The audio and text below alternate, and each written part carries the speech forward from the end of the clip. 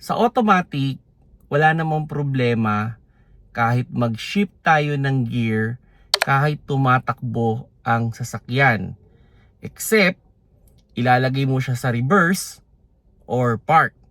So, kailangan naka-full stop kayo. Pero kung for example, umaabante yung sasakyan na nasa drive, then gusto mong ilagay sa manual mode, o yung iba nakalagay dyan is L or B o yung low gear, o yung may mga nakikita kayo mga 2, L or 1, yan. Dapat ang suggestion ko sa inyo, nasa control speed kayo or ima-match ninyo yung speed dun sa gear na ipapasok ninyo. Hello mga paps, I'm Kuya Shane at yun, meron tayong na-receive na question na related sa automatic na naman. At question nyo sa atin is kung okay lang daw bang ipasok yung other gear, okay, aside sa reverse or park. Actually, hindi niya nabanggit yung park, no? Sa reverse, except the reverse, habang umaandar ang sasakyan. So, different automatic kasi different yung setup ng cambio eh. So, may mga makikita kayo dyan na merong manual mode, yun yung may plus minus. Meron din kayo makikita dyan na letter B lang bukod dun sa drive or B lang yung nakalagay. Yung iba naman L lang. Yung iba naman meron siyang number. Meron 3, 2, and L. So, ang suggestion ko sa inyo, no? So, for example, sa manual mode, kung may nakita kayong M dyan, tas plus minus, on any speed, pwede nyo naman talagang i-shift from drive to manual mode. Pero still, if you will read the manual, okay, sa manual, yung manual book ng inyong kotse, ang nakalagay doon is ideally, mas okay na mag-shift tayo ng gear in control speed. Okay, so ano ba yung control speed? So as much as possible, not more than 60 kph yan. Okay, kumbaga, kahit tumatakbo naman kayo, mabagal o mabilis, okay namang i-shift to manual mode kasi i-match niya naman yung cambio based doon sa speed natin. Pero still, para ma-avoid na lang natin yung may mga pagkakataon kasi na pwede tayong maka-experience dyan nung engine brake, okay, kung mabilis yung takbo natin, so better pa rin na nasa control speed tayo. Okay, now, kung ang nakikita naman ninyo sa inyong shifter is yung letter B or L lang, yan kasi yung first gear. O sabihin natin, wala namang gear, yung iba CVT kasi. Pero yan yung pinakamabilis yung, yan yung pinakamalakas ang ahon, pero pinakamabagal. So kung dyan naman kayo, I suggest, no, not more than 20 kph naman. So halimbawa, kung nakikita nyo lang dyan is L or B, pag sinit nyo yun dun, sana hindi not more than 20 kph. Kasi i-consider natin yun as first gear. So, ang speed kasi ng first gear, kung i-relate natin sa manual, is around 20 kph lang or 10 to 20 kph lang yung okay na speed sa kanya. So, ang problema kasi dyan, like for example, nasa drive tayo, bigla nating shinip to B. So, parang halimbawa, nasa 60 kph tayo. So, ang cambio na pwede nasa 5th gear.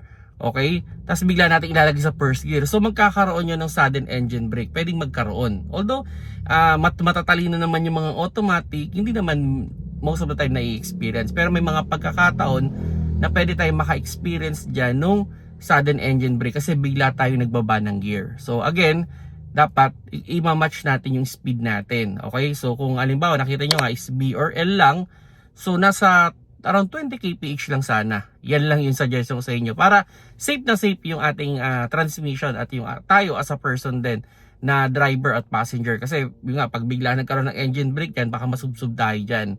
Okay? Then yun, kung yung automatic nyo naman is meron nakalagay na 3, tapos 2, and L. Okay? So for example, ipapasok ninyo yung 3, which is yun naman yung unang dadaanan ninyo. So sabihin natin yun yung third gear. Okay? So sana ang speed ninyo is not more than 40 kph. Siguro mga 30, okay lang na mabagal. Okay, kahit sabihin natin 40 to 0 kph. Okay naman ipasok yung 3. Then kung 2 lang naman yung nakikita ninyo, so sana not more than 30 kph. Okay, so sabihin natin from 30 to 0 kph. Kung L Ganun din. So not more than 20 kph. So kumbaga, imamatch natin yung speed ng ating sasakyan based dun sa cambyong ipapasok natin. Again, kung sakali man, kung umaabante pa yung sasakyan, wag ninyo ipapasok yung reverse. Gagargal ang transmission ninyo. Or pwedeng hindi niya naman payagan yan. And wag nyo rin ipapasok ang park habang umaabante pa or umaatras yung sasakyan. So masisira yan. Okay, so ganun lang yung pinaka-ruling natin sa pagdadrive ng automatic, no. Usually naman talaga bihira naman gamitin yung mga low gear na yan kasi normally ginagamit lang yan pag talagang loaded tayo or sobrang pababa. Pero in a normal day, no, talaga nasa drive lang halos yan. Except gusto nyo mag-enjoy mag-drive, gusto nyo i-control yung cambio ninyo, gusto nyo malakas yung acceleration, yan, you have the option to use it. Pero on a regular day, halos hindi nyo gagamitin talaga yan, kumbaga, yun, ang suggestion ko sa inyo mga paps, aralin ninyong gamitin. Okay? Kumbaga, pag-aralan ninyo kasi syempre, may mga pagkakataon nakakailanganin nyo rin yan, yung mga low gear na yun. Like for example, pababang kalsada, sobrang pababa. Hindi kasi ideal na namimreno tayo ng namimreno. May tendency mabilis masira yung preno natin o pwedeng lumusot yung preno natin pag sumobra yung init. So mas maganda pa rin na may tulong yung transmission natin tsaka yung engine para mas mapabagal yung sasakyan. Okay? And hindi rin recommended na bumubulusok yung sasakyan, inyo-neutral ninyo, lalong bibilis yan. Okay? Hindi recommended yan mga paps. So mas okay na nasa drive and namimreno tayo, or kung maaari, pasok natin sa low gear para hindi agad-agad o hindi tuluyang bumilis yung ating sasakyan. At yun, kung loaded naman tayo sa mga paahon na kalsada, kung loaded tayo at sobrang tarik, okay din na pinapasok natin yung low gear agad bago tayo mag-approach para, kumbaga, yung sasakyan natin talagang nandun sa point na malakas talaga siyang umahon.